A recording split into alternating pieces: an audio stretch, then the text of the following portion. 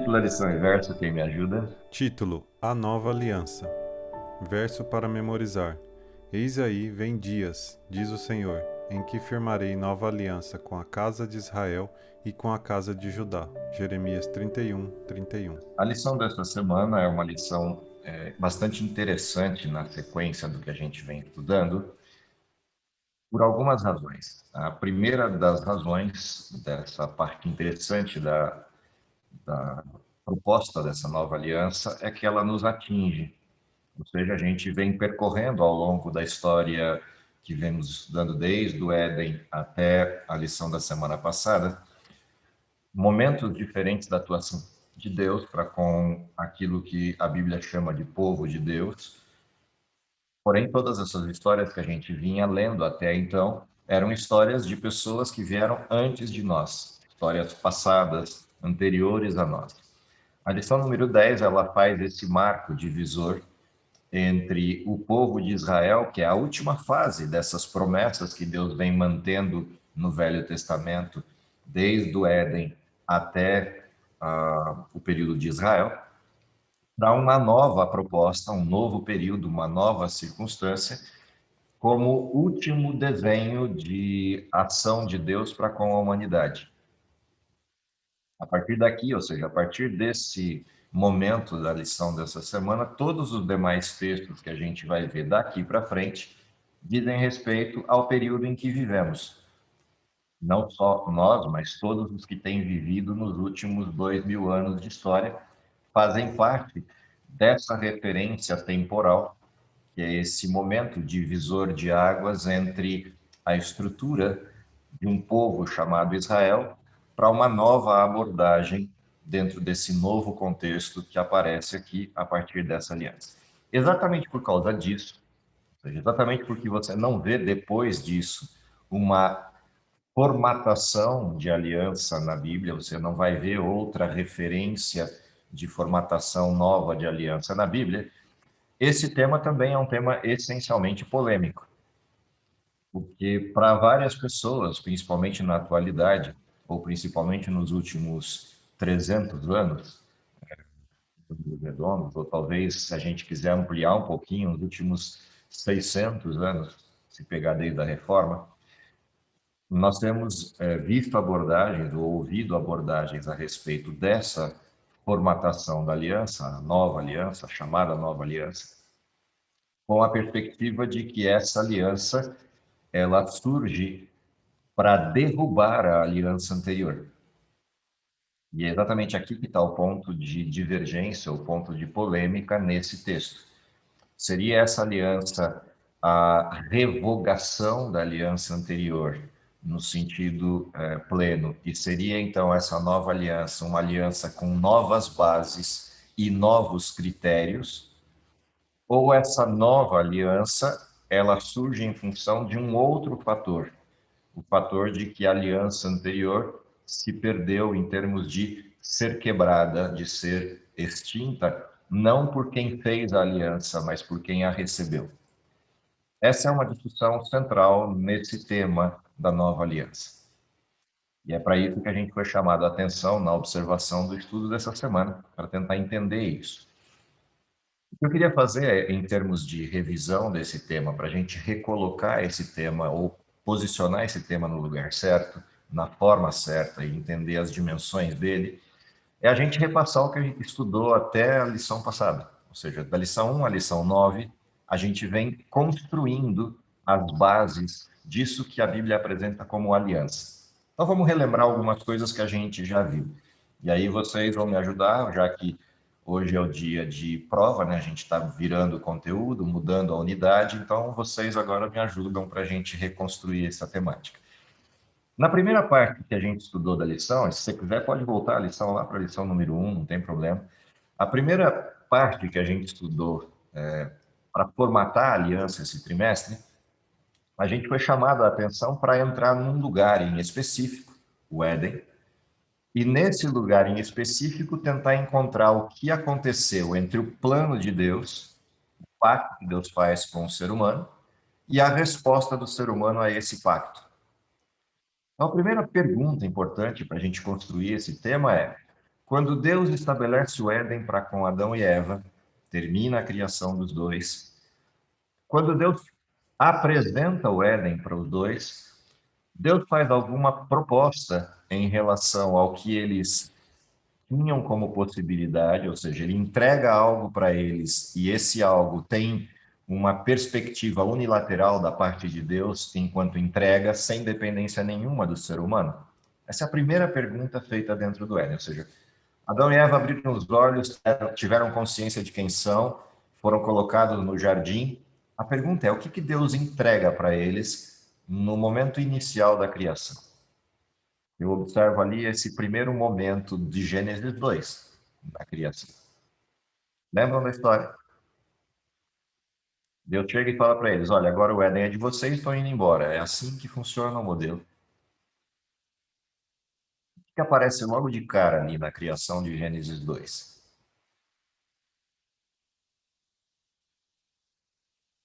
É só lembrar do que Satanás usou como tentação que fica fácil encontrar o modelo.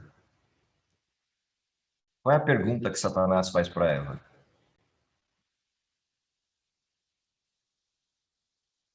Quem se lembra da história? Aí ele fala que eles podem comer, faz uma pergunta, né? Se eles podem comer de toda a árvore do jardim, se eles podem comer livremente. Aí ela fala que menos aquela ali. Então, se a gente volta a Gênesis 2 dentro do processo da criação, o primeiro pacto feito com Adão e Eva, antes de despedi-los no jardim para que eles vivam a vida que Deus programou, Deus diz o que para eles? Aqui tem duas árvores. Esta aqui vocês devem comer e vocês viverão eternamente. Desta aqui vocês não devem comer, porque se comerem, o resultado é morte. A pergunta de Satanás ela é feita ao contrário. Vocês não podem comer de nada? Vocês estão proibidos de comer tudo? E a resposta de Eva, não, nós podemos comer de todas as árvores, exceto esta. Portanto, quando a gente olha Gênesis 1, tem uma base aqui que é importante, porque essa base vai ser persistente na Bíblia inteira. A primeira questão é, Deus apresenta aquilo que ele propôs, esse é o fundamento da aliança bíblica, ou seja, a aliança bíblica tem uma proposta unilateral de Deus, no seu amor e misericórdia, entregando para alguém aquilo que é perfeito. Não depende do humano viver eternamente, não depende do humano ter o jardim do Éden, não depende do humano nem sequer existir. Deus, na sua vontade, deliberadamente, entrega a vida e vida com uma qualidade, eternidade. Porém, isso tem um critério. Qual é o critério? Seguir a vontade de Deus. Esse é o critério. A gente estudou Gênesis 1 exatamente para entender isso. Porque isso é fundamental em todas as demais propostas que vão aparecer na Bíblia quando o termo aliança aparece.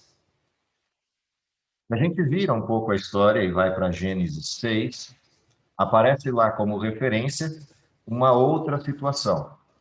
Se você observa Gênesis 6, e a gente estudou essa história, lá vai estar apresentado que o ser humano se tornou mal, e mal não de um jeito qualquer, mas mal continuamente. Essa é a referência que a gente encontra lá em Gênesis 6.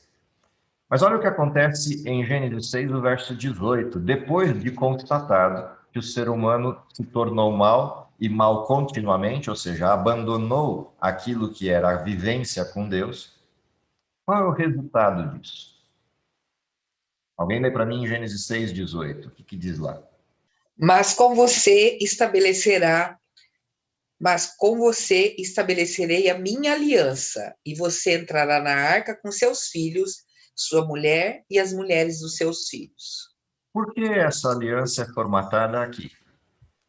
Ponto número 1. O ser humano se tornou mal e mal continuamente. Qual é o resultado de se tornar mal e mal continuamente? Salário do pecado? Morte. Se a gente volta a Gênesis 3,15, quando Adão e Eva descumprem aquilo que era o critério, comem do fruto da árvore que não se podia comer, qual seria o resultado? Morte. Qual foi a ação de Deus?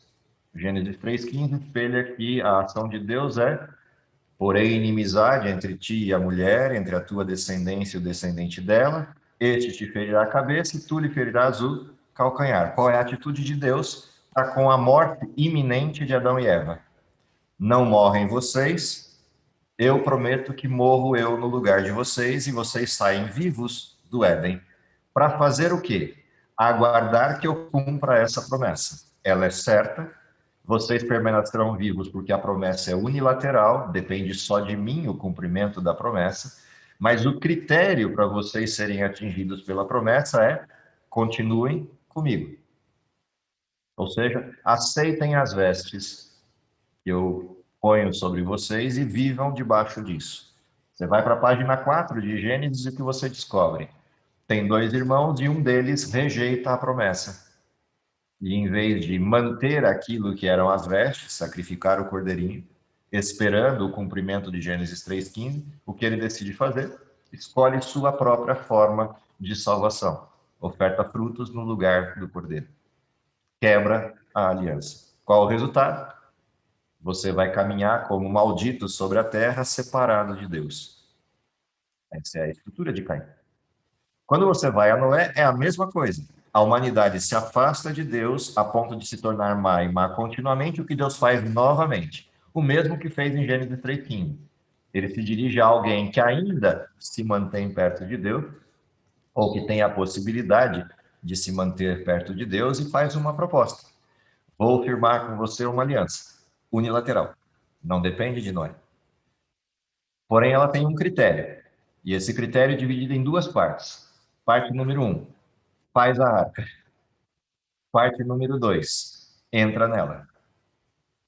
Se você fizer a arca e entrar nela, significa que você aceitou a minha aliança. Então, eu cumpro a minha parte, no sentido de que você está salvo.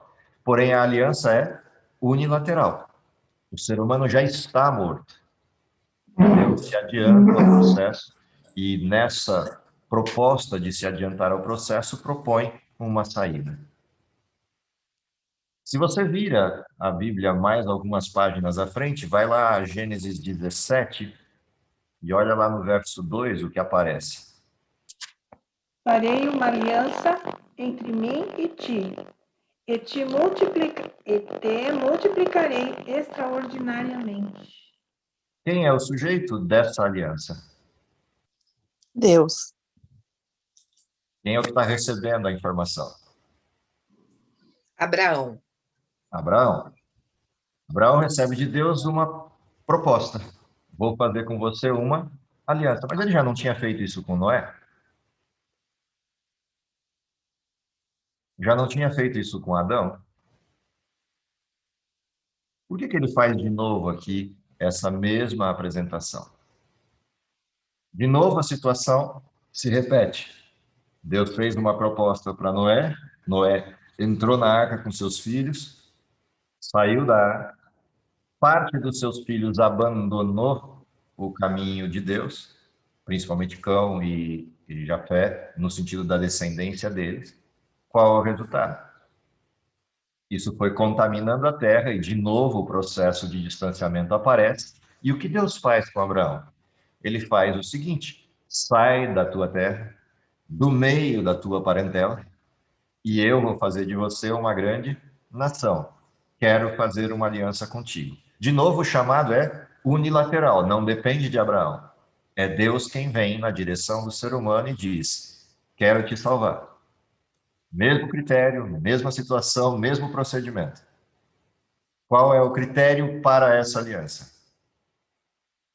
Sai e acredita que você terá um filho. E aguarde isso. E Abraão sai, mas não aguarda o filho. Porque não aguardou o filho, nasceu Ismael. E porque nasceu Ismael, a gente está assistindo a briga até hoje. Portanto, o desenho é o mesmo. Deus sai em direção do ser humano, faz uma proposta direta. Essa proposta direta tem critérios e o ser humano tem a opção de aceitar os critérios e receber tudo aquilo que Deus quer fazer, ou rejeitar os critérios e Deus não poder cumprir o contrato. O contrato é unilateral, depende de Deus, mas o critério está na mão do ser humano, porque Deus não força a aliança. A aliança é uma proposta de misericórdia baseada no caráter de Deus e no amor de Deus, mas a resposta afirmativa é do ser humano. Deus não obriga a aliança. Deus apresenta a aliança. Bom, a gente continua seguindo essa história vai resultar de que os descendentes de Abraão se acostumaram com a benesse da terra de Gósen e ficaram no Egito. 400 e poucos anos, 430 anos. E você olha a história, chega um momento em que Deus faz o quê? Vai até onde esse povo está e faz uma proposta. Qual é a proposta? E Deus propõe para esse povo. Ele chega lá em Êxodo e faz uma apresentação. Eu quero fazer com vocês um concerto, um pacto. E esse pacto está baseado em quê? Eu sou Deus que tiro vocês da terra, ou tirei vocês da terra do Egito. De novo, a ação unilateral. É Deus quem busca Israel no Egito. Tira Israel do Egito. E quando sai do Egito, ele faz a proposta. Vocês serão o meu povo. Povo da aliança. Sacerdócio separado para mim. Quais os critérios? Guardareis as minhas leis e os meus estatutos. Qual é a resposta do povo? Tudo que o Senhor disser, faremos. E, de novo, a gente tem a mesma situação. O povo se afasta de Deus, se acostuma com o Egito, Deus vai lá, resgata um dentre eles, Moisés, desfaz tudo que o Egito fez nele por 40 anos, e aí fala, agora você está pronto para buscar o meu povo, vai lá e tira eles do Egito. Moisés vai, se dirige ao povo com uma proposta de Deus. Deus quer vocês. Tira do Egito e dá os critérios. Todo esse percurso do povo de Israel cumpre uma promessa, porque se vocês lembrarem, quando Deus fala com Israel, lá em Êxodo, capítulo 6, e daí para frente nos demais textos, Deus relembra uma promessa. Qual é a promessa? Eu prometi para Abraão que faria dele uma grande nação. Vocês se afastaram do plano. Eu estou vindo aqui tirar vocês para cumprir aquilo que eu prometi para Abraão. Vocês serão a nação que eu prometi para Abraão. Vocês serão a salvação que eu prometi para Noé. Vocês serão os descendentes daquele sujeito, lá do início da história, Adão. A promessa é essa. Israel vai viver a sua história e por quase 900 anos vive altos e baixos nisso que era o cumprimento dos critérios. Muito mais baixos do que altos, mas vive altos e baixos na história. Chega um momento nessa história em que Israel esgota a medida daquilo que é a possibilidade do cumprimento do contrato. Ele diz respeito a tantas vezes as cláusulas do contrato que ultrapassa o limite possível de manutenção do contrato. Qual é a resposta para isso? A resposta para isso você vai encontrar lá em Jeremias, capítulo 25, o verso 11. Dá uma olhadinha o que está lá. Alguém pode ler para mim? Jeremias 25, verso 11. Pode ler o 11 e o 12, se quiser. Toda esta terra ficará arrasada e será um espetáculo horrível. Todas estas nações serão dominadas pelo rei da Babilônia durante 70 anos. Depois disso, eu castigarei o rei da Babilônia e a sua nação por causa do pecado deles.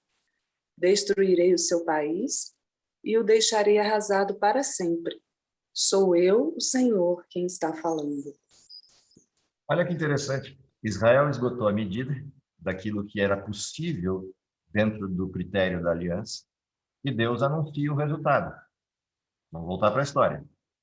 Adão e Eva esgotaram a medida. Qual é o resultado? Morte. Os descendentes deles esgotaram a medida. Qual é o resultado? Destruição do dilúvio.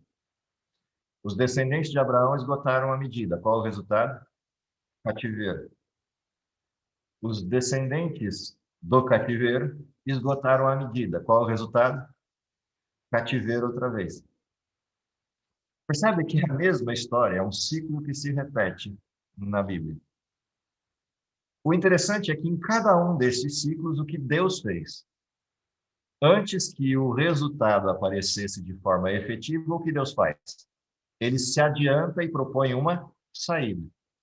Gênesis 3:15, Gênesis 6:18, Gênesis 11:17, e na sequência ele vai mantendo essa mesma perspectiva. Ou seja, Deus vai intervindo no processo e demonstrando ao longo dessa história que ele está disponível para cumprir aquilo que é a parte dele, inclusive para contornar o processo do resultado do desrespeito aos critérios por parte do seu povo.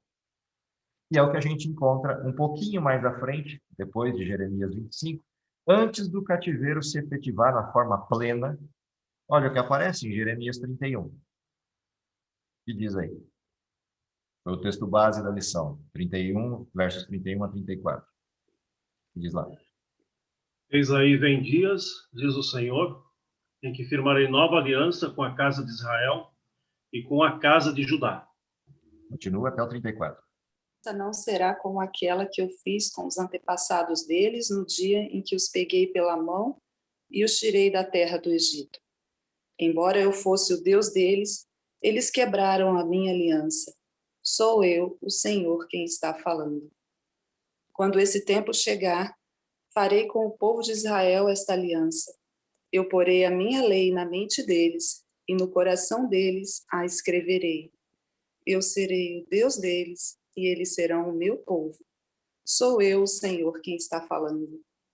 Ninguém vai precisar ensinar o seu patrício nem o seu parente, dizendo: procure conhecer a Deus, o Senhor, porque todos me conhecerão, tanto as pessoas mais importantes como as mais humildes.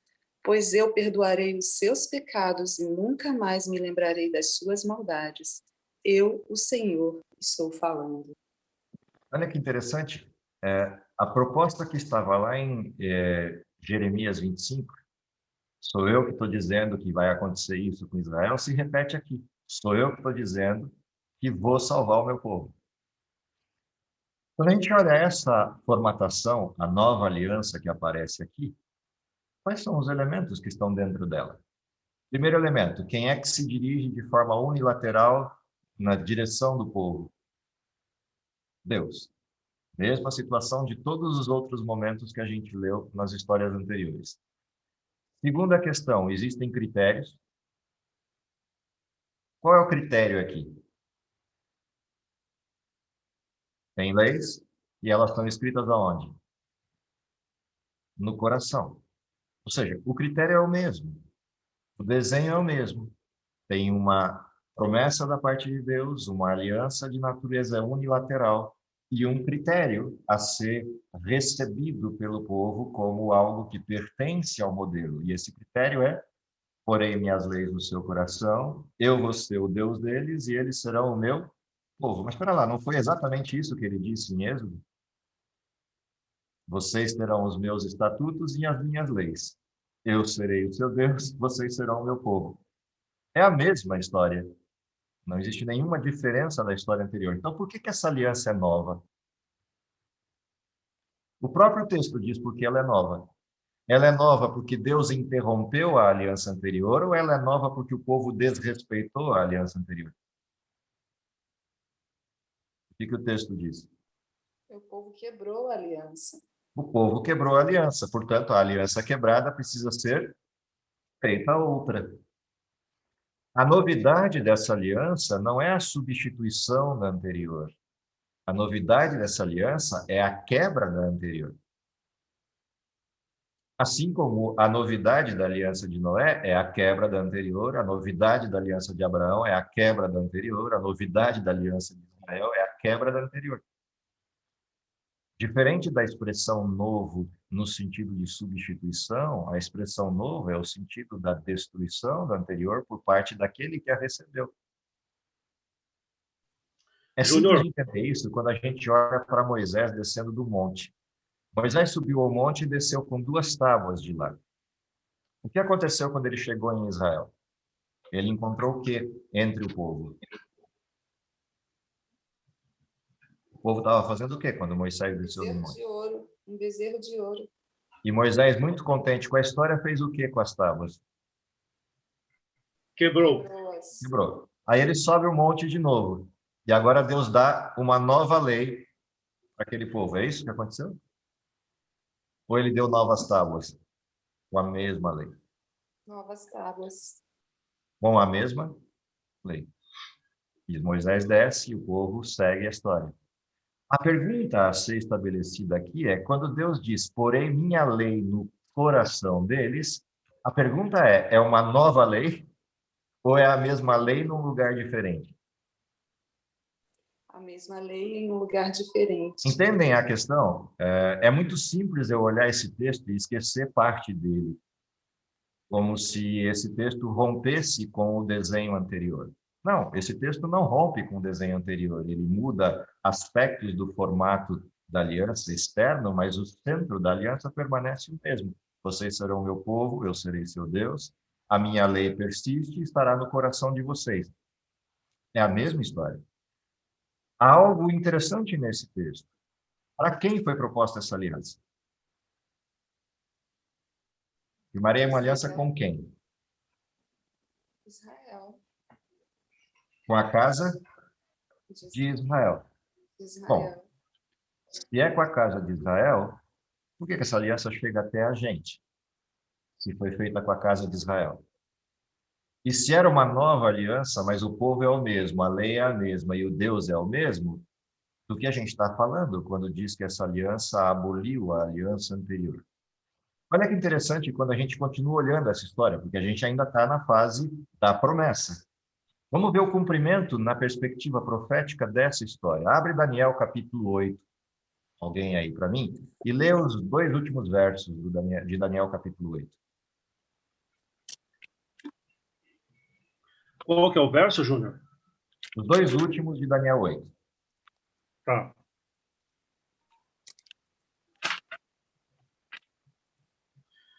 Essa visão das 2.300 tardes e manhãs é verdadeira. Guarde, porém, a visão em segredo, pois estes acontecimentos só ocorrerão depois de muito tempo. Então eu, Daniel, fiquei abatido e doente por vários dias. Depois levantei-me e voltei a tratar dos negócios do rei. Mas a visão me deixou muito perturbado e não consegui entendê-la. Olha que coisa curiosa. As 2.300 tardes de manhã, que estão no verso 14 desse capítulo, diziam respeito a que lugar específico de Jerusalém? Na mente de Daniel, que ouvia a história. Até 2.300 tardes de manhã e haverá o quê como resultado? O santuário seria purificado. Onde ficava o santuário? No coração do reino de Israel, Jerusalém, no centro de atenção do povo de Israel. O que aconteceu com o santuário quando a profecia de Jeremias se cumpriu? Foi destruída. Foi destruído. Como é que estava o santuário aqui, quando Daniel está tendo essa visão? Nas mesmas condições, em ruínas. O que Daniel recebe como visão e entende? Daqui 2.300 tardes e manhãs, o santuário será purificado. Portanto, terá que ser refeito, terá que ser reinaugurado e terá que ser reconsagrado. Essa é a ideia de Daniel. O que acontece com Daniel quando ele recebe essa notícia? É o último verso que o Vanderlei leu. Eu, Daniel, enfraqueci, estive enfermo alguns dias, depois levantei para trabalhar, afinal de contas não dava para ficar naquela condição depressiva o resto da vida, mas eu me espantei com a visão e não havia quem a entendesse. A visão das 2.300 páginas. Vira a página e olha o capítulo 9. Lê lá para mim alguém, ou o Vanderlei mesmo, que está com ela aberta. Capítulo 9, verso 1 e verso 2.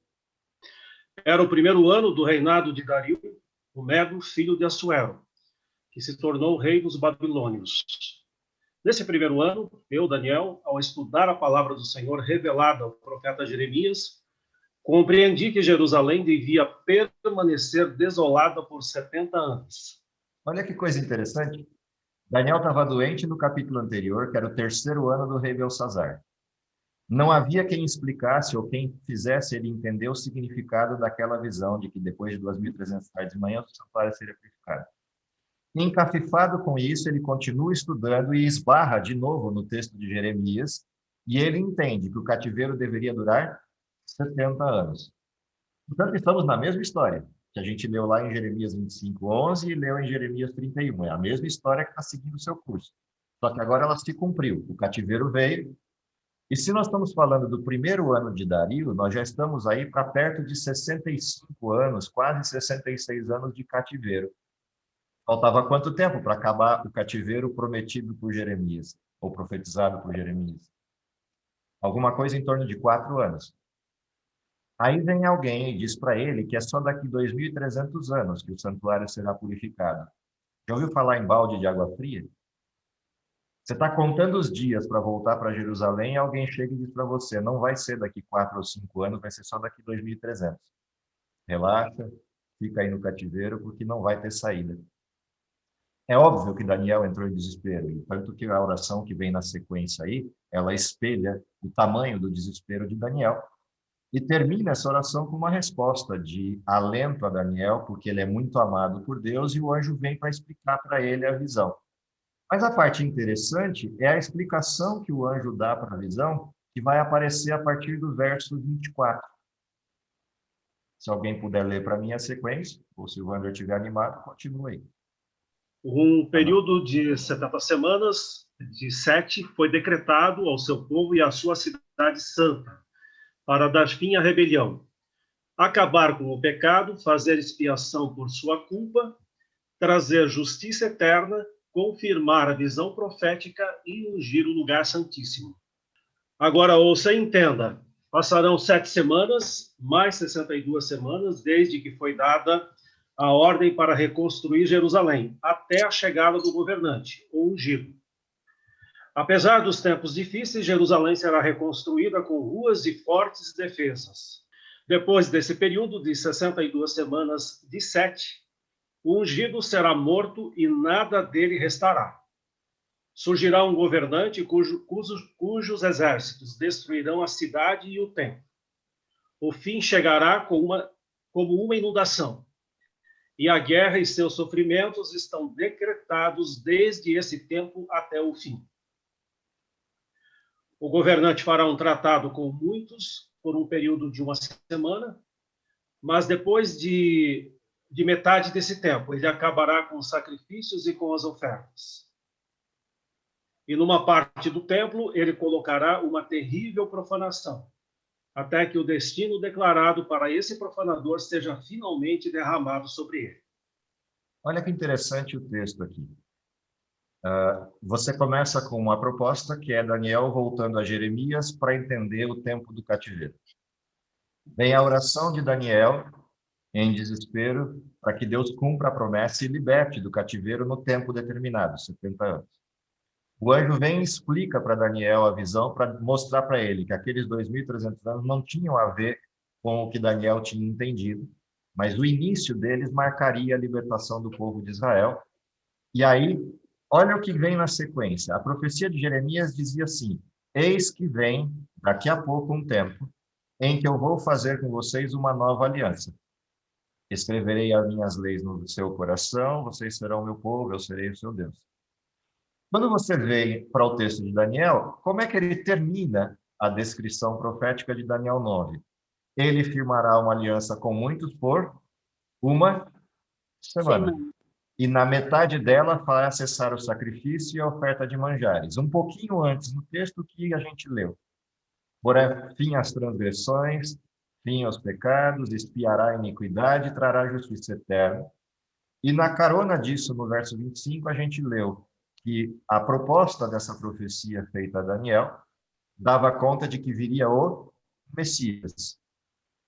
E esse Messias que viria, ele morreria dentro de um contexto seguinte, na apresentação do desenho. Bom, espera lá. Então tem alguma coisa acontecendo aqui. Israel recebeu uma determinação de que a aliança foi quebrada. Recebeu uma proposta de que uma nova aliança surgiria.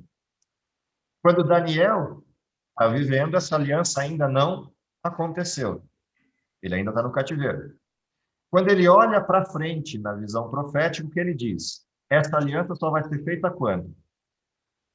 Daqui 69 semanas. Divididas em 2 bloquinhos, 7 semanas e 62 semanas. Daqui 69 semanas surgirá aquele que firmará uma aliança com muitos por 1 semana. Bom, mas o que acontece 69 semanas à frente do cumprimento aqui do desenho de Daniel, que é a liberação do povo do cativeiro? Surgiu o Messias. Portanto, quem é que estabelece essa nova aliança com Israel? O Messias, o ungido, por 1 semana. Bom, essa 1 semana que prevê essa aliança, ela acontece a partir do batismo de Jesus, no ano 27. Na metade da semana, 3 anos e meio depois, Jesus morre, mas ainda tem mais um percurso para acontecer no restinho do tempo, os outros 3 anos e meio. 3 anos e meio para frente da morte de Jesus, quem é que morre? Lembram da história? Estevão. Estevão morre, ano 34. Quando Estevão morre, isso divide as águas com um texto que vocês encontram lá em João, no capítulo 1. Dá uma olhadinha lá. João, capítulo 1. Se alguém quiser ler, acho que a partir do verso 10. O Verbo estava no mundo. O mundo foi feito por intermédio dele, mas o mundo não o conheceu. Veio para os seus, e os seus não os receberam. Continua? Continua. Mas todos quanto o receberam, deu-lhe poder de serem feitos filhos de Deus, a saber, aos que creem no seu nome, os quais não nasceram do sangue, nem da vontade da carne, nem da vontade do homem, mas de Deus. E o Verbo se fez carne e habitou entre nós, cheio de graça e de verdade, e vimos a sua glória, como o ungido do Pai. Olha que legal. Lá atrás a gente leu o quê na promessa feita a Daniel? Depois de 69 semanas aparecerá quem? O ungido. O ungido vem para quem na promessa feita por Jeremias? Farei uma nova aliança com a minha casa, com a casa de Israel. Para quem Jesus veio no verso 11 de João capítulo 1? Veio para aqueles que eram seus. Qual foi a resposta da casa de Israel? Os seus não o receberam. A casa de Israel era descendência de quem? De Abraão? De Abraão. Portanto, filhos carnais da aliança. Filho de Abraão. A aliança feita com Abraão e firmada até o Messias era firmada baseada em quê? O sacrifício de um cordeiro. Olha o texto do verso 12. Contudo, aos que receberam, aos que creram em seu nome, deu-lhes o direito de se tornarem filhos de Deus, e na sequência, os quais não nasceram da descendência natural, não são filhos de Abraão, nem pela vontade da carne, nem pela vontade de homem algum, mas nasceram de Deus. Qual era a promessa que estava feita lá atrás em Jeremias? Vou firmar uma aliança com a minha casa, Israel, e vou escrever minhas leis aonde? No coração. No seu coração. Cristo vem para Israel, e Israel o rejeita como povo. Qual o resultado? Aquele que deveria ser o cordeiro morto na metade do tempo da aliança é assassinado nas mãos do governo romano, rejeitado pelo seu povo. Por mais 3 anos e meio, o que ocorre? Por mais 3 anos e meio, você tem a expectativa, tem a espera desse processo, o tempo de latência. Olha que interessante quando você lê esse tempo de latência na perspectiva de outro texto. Alguém lê para mim Ezequiel, capítulo 11, verso 9. Só para a gente ter a referência de como essa aliança seria cumprida.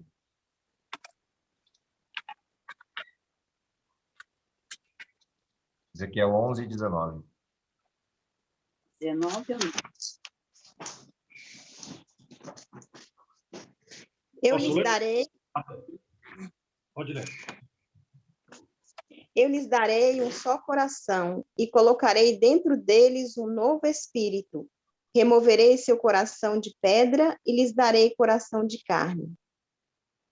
Percebe que se a gente continua lendo os outros textos de Ezequiel que falam desse mesmo termo, há uma referência acontecendo aqui que é semelhante à que estava antes.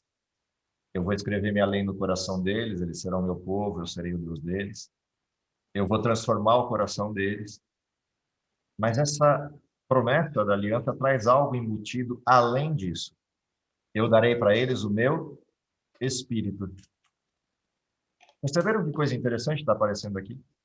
Espera lá, o que acontece quando a gente olha a sequência do modelo da aliança imediatamente após a morte de Jesus? Quando Jesus se dirige aos discípulos e diz: vocês vão continuar o processo, só que agora, em vez de vocês pregarem para Israel, para onde vocês têm que ir? Vão para o mundo inteiro. Mateus 28, último verso, os últimos versos. E vocês vão para o mundo inteiro para fazer o quê? Discípulos. De que povos? Os agregados.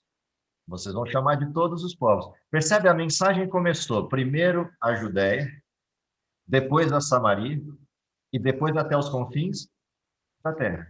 Mas para que isso acontecesse, a promessa feita a Ezequiel tinha que se cumprir. Eu derramarei sobre vocês o meu espírito. O que acontece lá em Atos, capítulo 1, verso 8?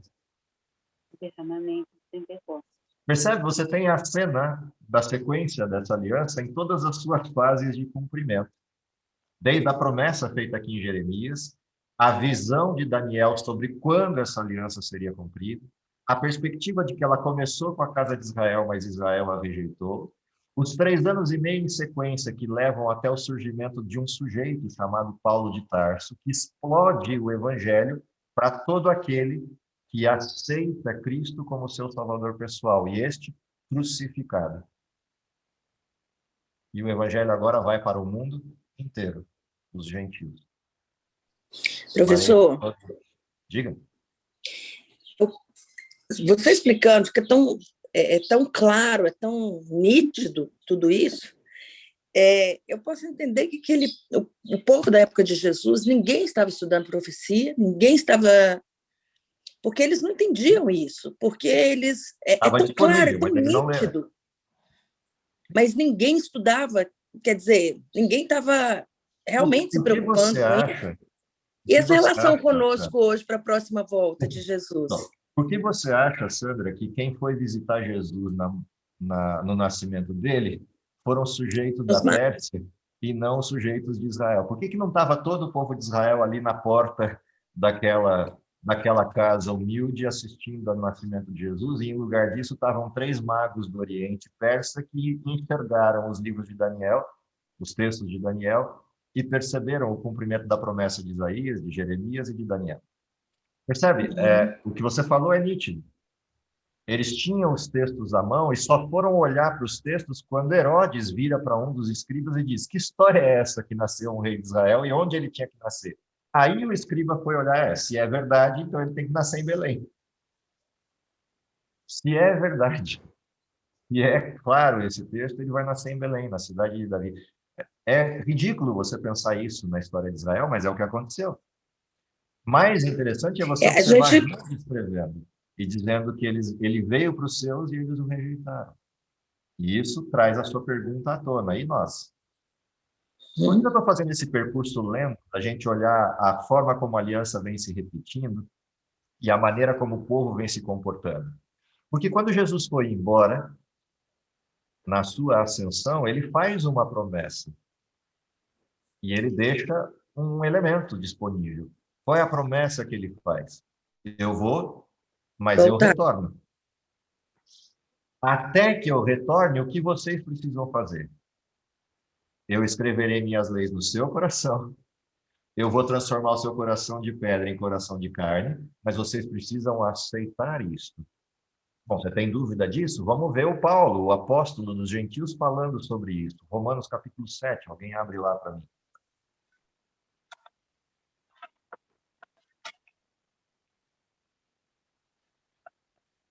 E lê a partir do verso 1, quem puder fazê-lo. Qual verso? A partir do verso 1. Paulo falando aos Romanos, portanto, tempo da nova aliança. Já estamos dentro da nova aliança no sentido mais amplo dela, que é o evangelho aos gentios. Ele está escrevendo para Romanos, portanto, gentios, conversos ao cristianismo. O que ele diz para eles? Meus irmãos, falo a vocês como pessoas que conhecem a lei. Acaso vocês não sabem que a lei tem autoridade sobre alguém apenas enquanto ele vive? É isso mesmo? Continua. Por exemplo, pela lei, a mulher casada está ligada a seu marido enquanto ele estiver vivo. Mas se o marido morrer, ela estará livre da lei do casamento. Por isso, se ela se casar com outro homem, enquanto seu marido ainda estiver vivo, será considerada adúltera. Mas se o marido morrer, ela estará livre daquela lei. E mesmo que venha a se casar com outro homem, não será adúltera. Espera lá, eu não estou entendendo direito. Em que lugar da Bíblia está escrito que alguém adultera ou deixa de ser? Na lei. Qual lei? 10 mandamentos. A lei que está escrita em pedra ou a que está escrita no coração? Ou é a mesma lei? A mesma lei. Mesma lei. Só que essa lei que está escrita em pedra não existe mais, porque Deus a tomou de volta antes do cativeiro babilônico, quando mandou esconder os utensílios do templo, junto com a arca e os elementos sagrados do templo. E nunca mais retornaram ao templo. E, portanto, agora a lei que estava em pedra vai para o coração. Com que mandamentos? Exatamente os mesmos. Espera lá, Deus disse que ia formar uma aliança com Israel, né, com a casa de Israel. Quando Jesus veio e morreu, ele morreu que dia? Na sexta-feira. E as mulheres foram lá preparar o corpo de Jesus assim que ele foi enterrado. É isso que diz o texto? Não. De Mateus capítulo 27 e 28, capítulo 28, 27 e 28, no caso das mulheres chegando ao túmulo, no capítulo 15 e 16 de Marcos, ou no capítulo último de Lucas. Diz o texto. As mulheres foram para ver onde Jesus foi sepultado e ver como puseram o corpo lá. E como mulher é detalhista, perceberam que os homens fizeram um trabalho mal feito. O que elas fizeram? Saíram de lá e foram preparar especiarias para depois embalsamar o corpo de Jesus. Mas como era véspera de sábado, não puderam fazê-lo e descansaram conforme o mandamento. Mas que mulheres são essas? Mulheres que andaram com Jesus durante 3 anos e meio e não entenderam que Jesus aboliu a lei? Mulheres que caminharam perto de Jesus durante 3 anos e meio escutando ele pregar e não entenderam que a lei foi abolida, que Jesus não guardava o sábado, que Jesus não respeitava os mandamentos? Ou elas aprenderam com Jesus a respeitar os mandamentos e que eles continuavam válidos? E por isso respeitaram aquele sábado conforme o mandamento, e no domingo pela madrugada, aliás, antes disso, porque Lucas vai dizer que elas foram no sábado à noite, assim que passou o sábado, atrás de especiarias, depois dormiram e levantaram de madrugada para ir ao túmulo. Por isso Paulo reproduz aqui a mesma referência. E ele ainda diz mais, que a lei tem validade por quanto tempo? Enquanto o ser humano está vivo, que mortos não obedecem lei. Mas vivos, sim, porque vivo eu respondo ao critério de Deus da aliança formatada.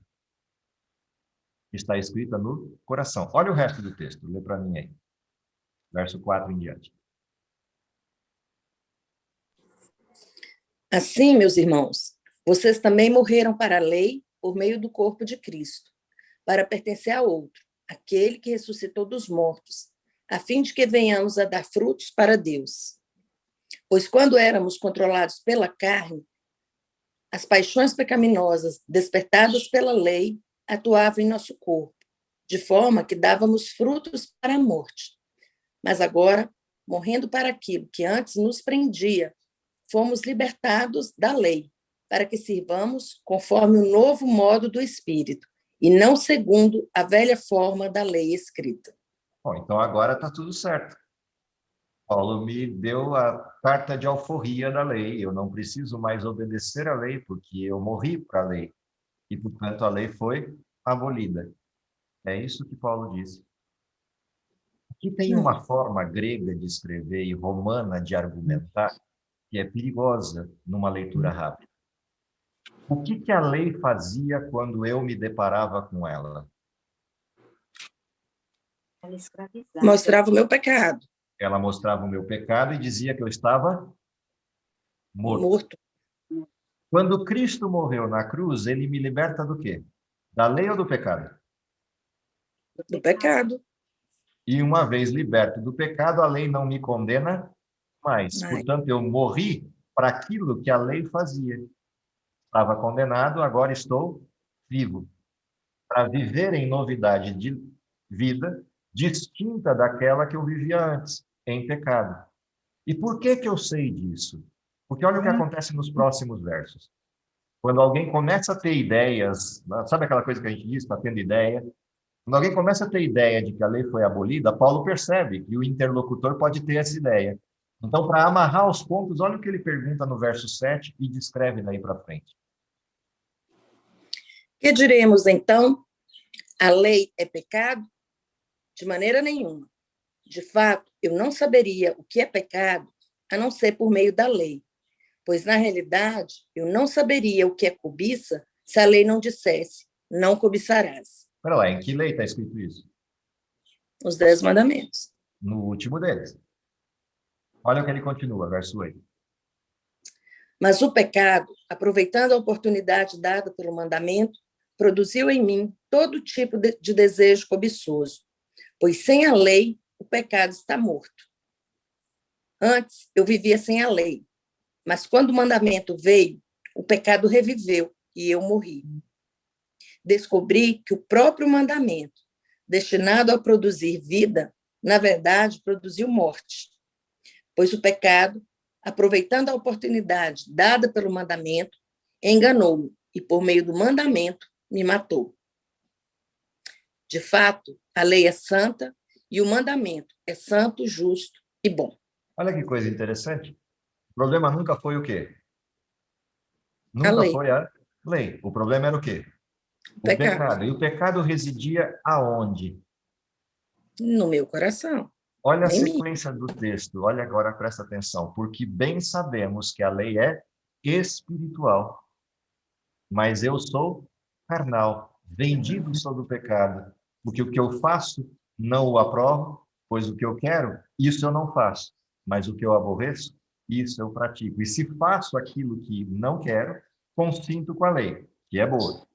Porém, de maneira que agora já não sou eu que faço isto, mas o pecado que habita em mim, porque eu sei que em mim, isto é, na minha carne, não habita bem algum, e com efeito, o querer está em mim, mas não consigo realizar o bem. O que não faço o bem que quero, mas o mal que eu não quero, esse eu pratico.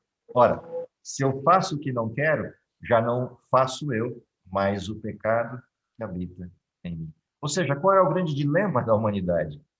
Deus tem o seu paradigma da aliança, Deus tem os critérios dessa aliança, mas eu não respeito os critérios. O problema está com os critérios? É a lei que é o problema? Ou o problema sou eu? A grande questão da nova aliança é que a gente, se passa batido esses detalhes da nova aliança, a gente tem a tendência de achar que a nova aliança é uma graça barata que suplanta o pecado, derruba a lei e elimina qualquer resposta em compromisso de critérios do ser humano para com a aliança. A aliança continua sendo unilateral, é a justiça de Cristo que salva o pecador. A aliança continua sendo baseada na misericórdia e amor de Deus de forma unilateral, como sempre foi. E a aliança continua tendo os critérios que sempre teve, porque tanto Jesus quanto Paulo afirmam que esses critérios duram enquanto céu e terra existem ou enquanto o ser humano está vivo. O problema é que essa lei, que é santa, justa e boa, encontra do outro lado um sujeito desgraçado que é pecador, que não cumpre os ditames dessa lei e, portanto, precisa da graça de Cristo para justificar o pecador. E uma vez justificado, esse pecador pode viver em novidade de vida dependente do poder de Deus, que prometeu transformar um coração de pedra em coração de carne.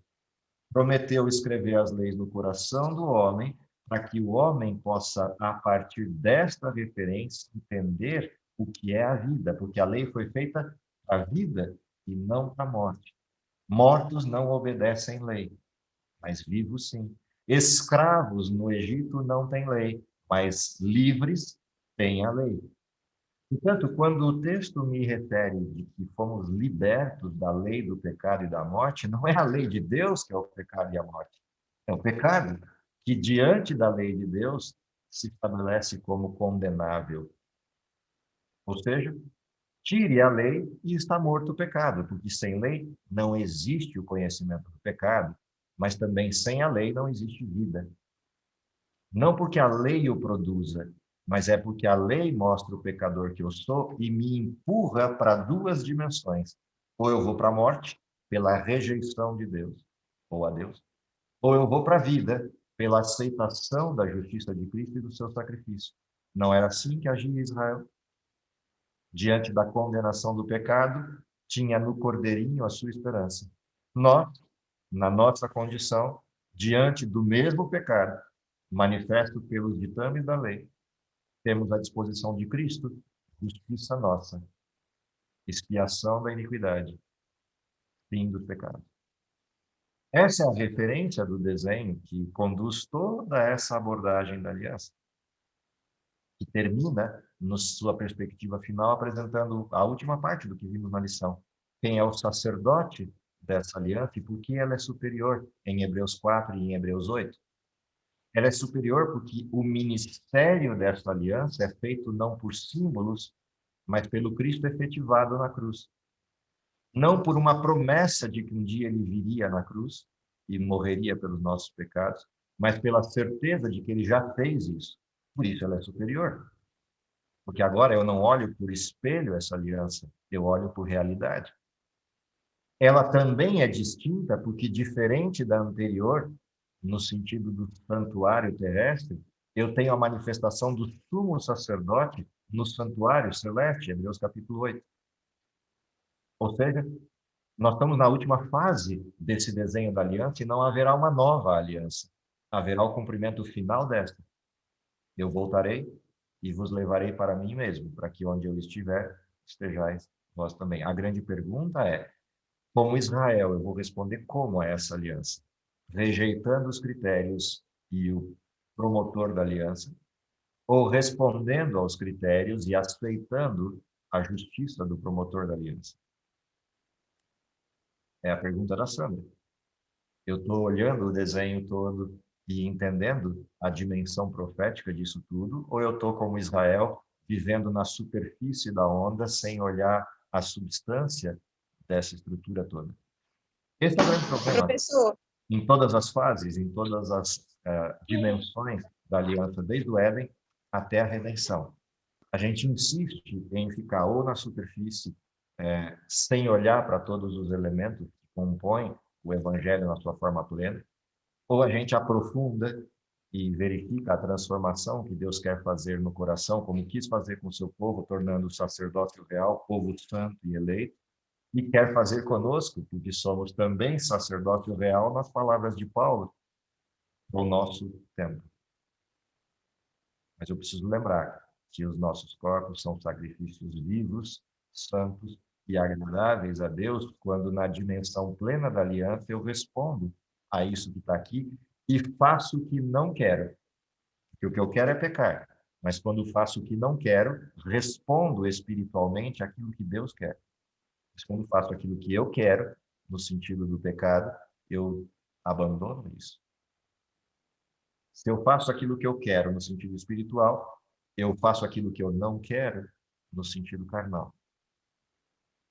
Esse contraste entre a carne e o espírito, entre a dimensão espiritual e a dimensão carnal, é o grande dilema do Deus. E a grande pergunta é, como eu respondo a isso?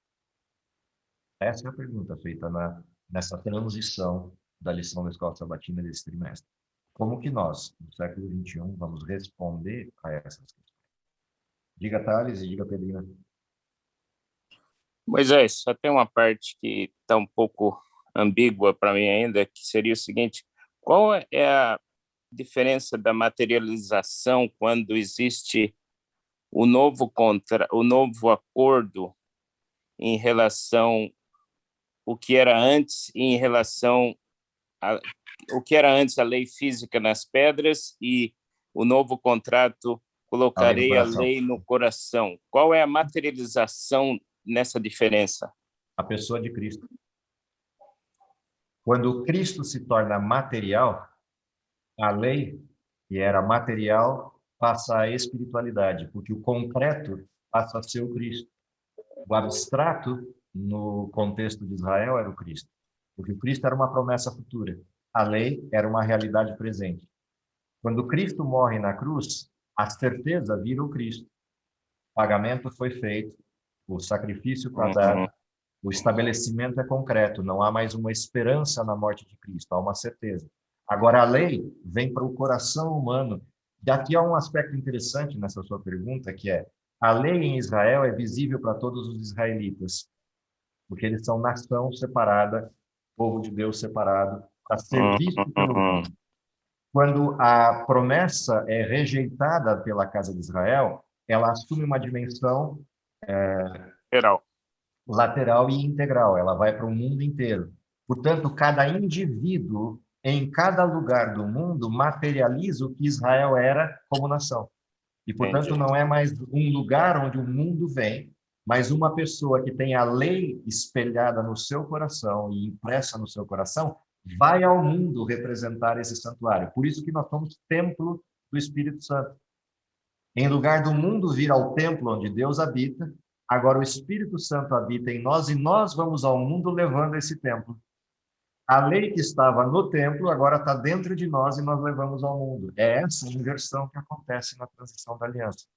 Tá, que é a materialização da lei física no povo de Israel, na morte de agora Jesus. Materializada em nós individualmente para ir ao mundo, fazer discípulos, batizando em nome do Pai, do Filho e do Espírito Santo e ensinando-os a guardar toda a verdade, que está agora no meu coração e eu a levo para todos.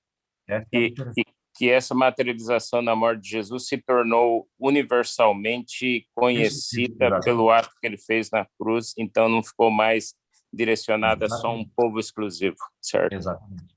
Okay. É o que a gente leu em João capítulo 1, verso 12. Essa inversão do modelo. Pela rejeição da aliança feita inicialmente. Porque se não houvesse a rejeição, Cristo teria cumprido na nação de Israel a promessa. Como houve a rejeição, agora ele cumpre em nós a promessa. Ok. Obrigado. Tranquilo.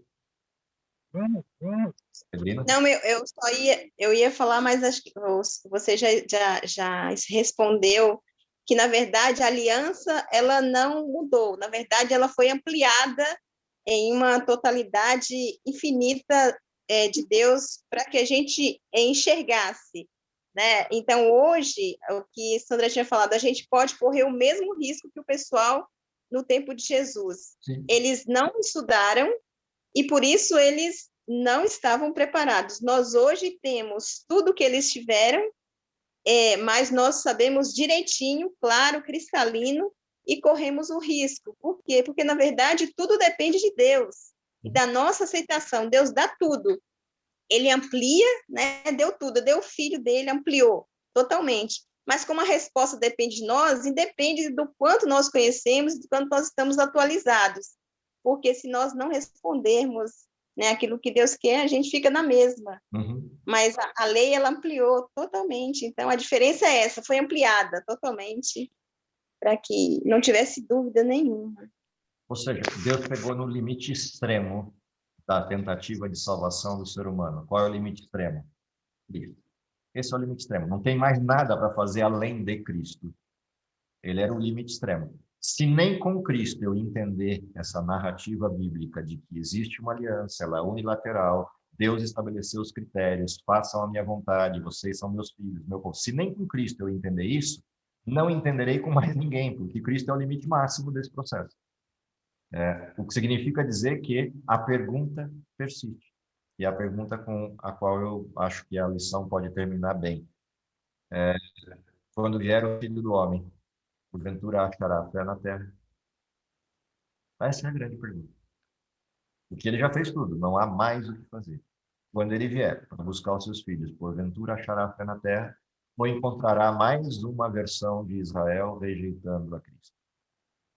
Essa é a grande pergunta, é a grande questão que paira sobre esse contexto da aliança, e que deveria, de alguma forma, ser a provocação para a gente de atenção a esse tema, de atenção aos ditames desse tema, às peculiaridades desse tema, para a gente não correr o mesmo risco de superficialidade dos que nos antecederam.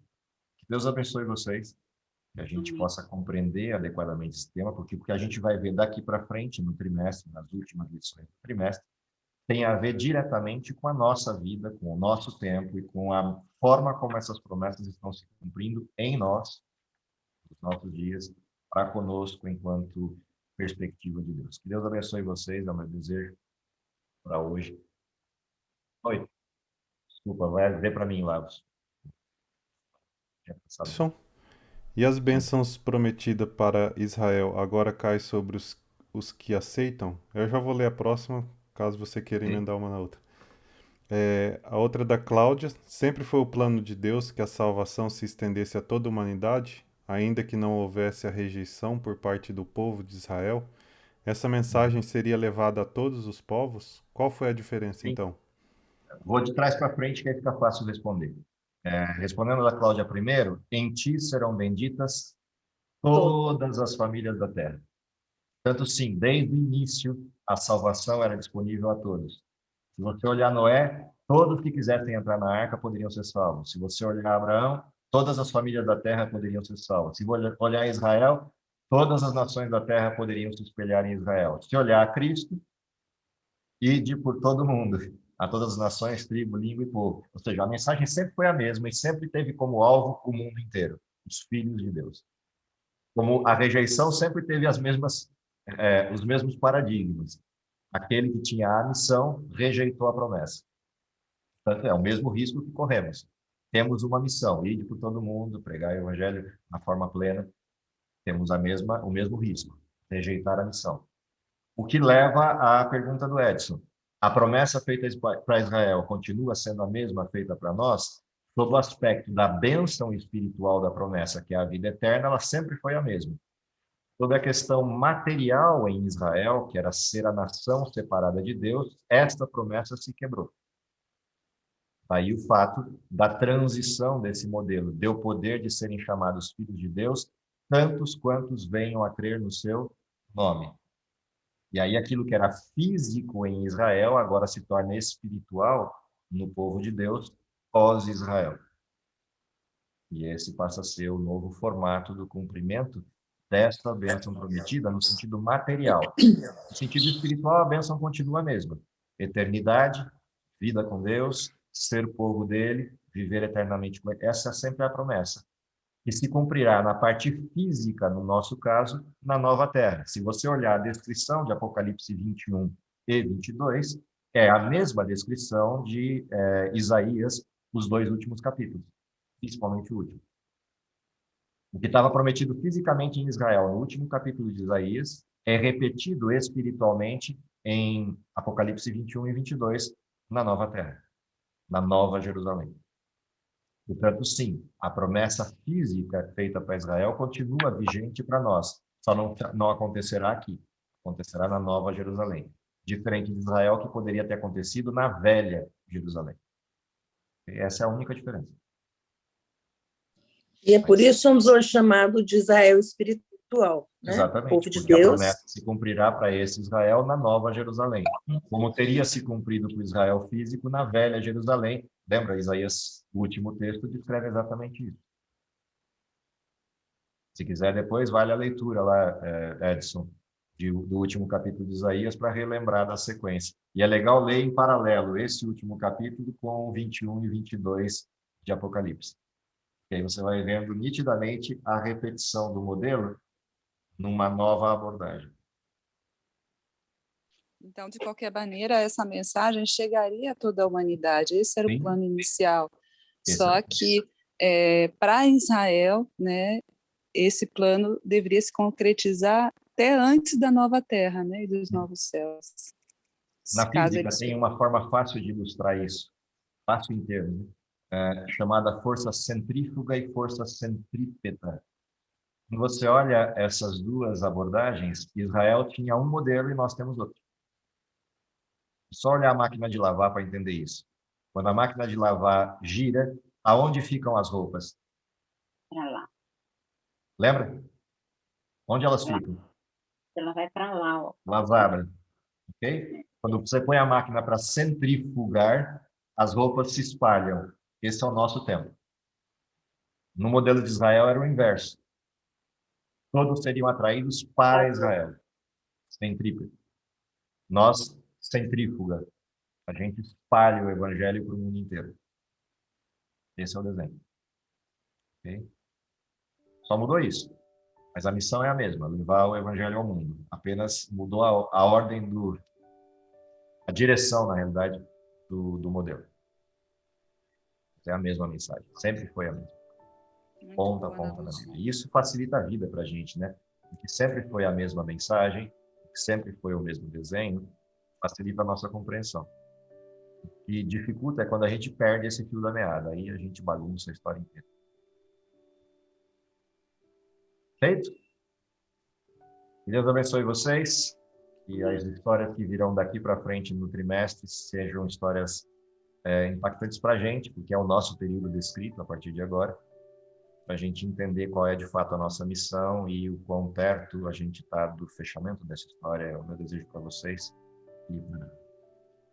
Vamos orar?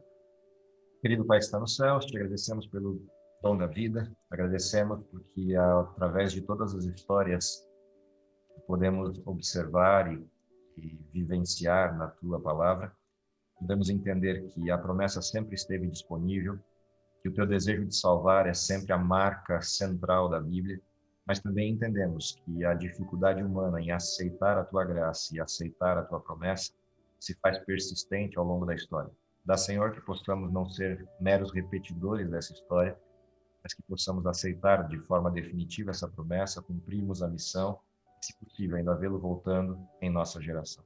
Isso é o que lhe pedimos, confiado nos méritos de Jesus, em nome dele que oramos. Amém.